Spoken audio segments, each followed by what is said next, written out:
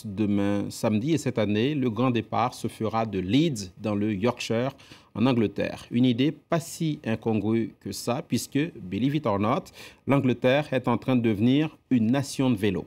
Alors que la France n'a pas gagné son Tour de France depuis 29 ans, le Royaume-Uni s'est offert 2 victoires consécutives en 2012 et 2013.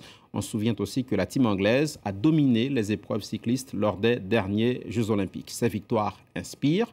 La pratique de la petite reine est en hausse au pays d'Elisabeth II, tant comme loisir que comme moyen de transport. Reportage Alex Bale, Young Team.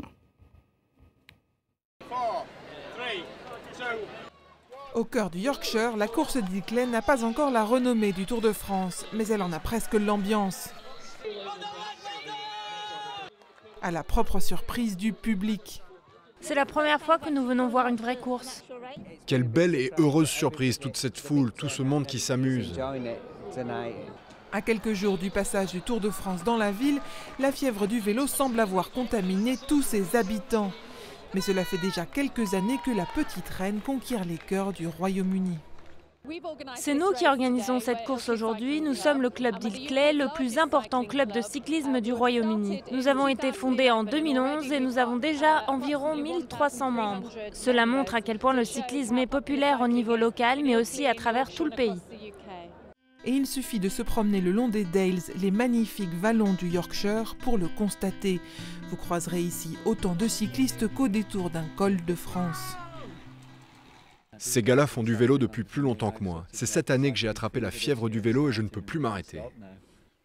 C'est Wiggins qui a tout commencé. Puis il y a eu Froome et la Team Sky.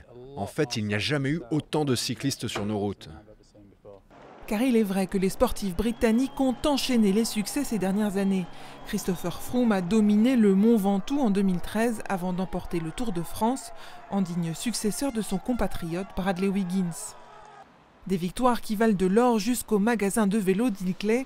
Idéalement situé sur le parcours du Tour de France, les clients s'y pressent pour mieux imiter leur héros.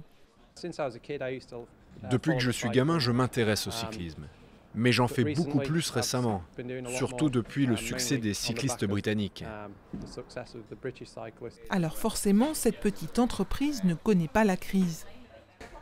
Les affaires marchent bien en ce moment. C'est positif, très excitant.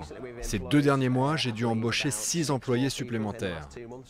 Plus qu'un sport, le vélo se développe aussi comme mode de transport. Dans la ville de York, le centre historique s'est peu à peu vidé des voitures pour laisser place aux piétons et aux vélos grâce à un programme ambitieux de 12 millions d'euros financé par l'État.